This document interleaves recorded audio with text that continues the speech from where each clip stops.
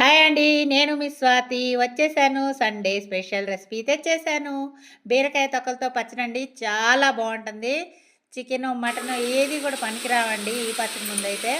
అన్నంలోకైతే ముద్దకి ముద్ద మింగేస్తారు. ప్లేట్ అన్నం తింటారండి. చూసేయండి పచ్చడి. ఒక లైక్ ఇవ్వండి. సబ్స్క్రైబ్ చేయండి. Thank you so much friends.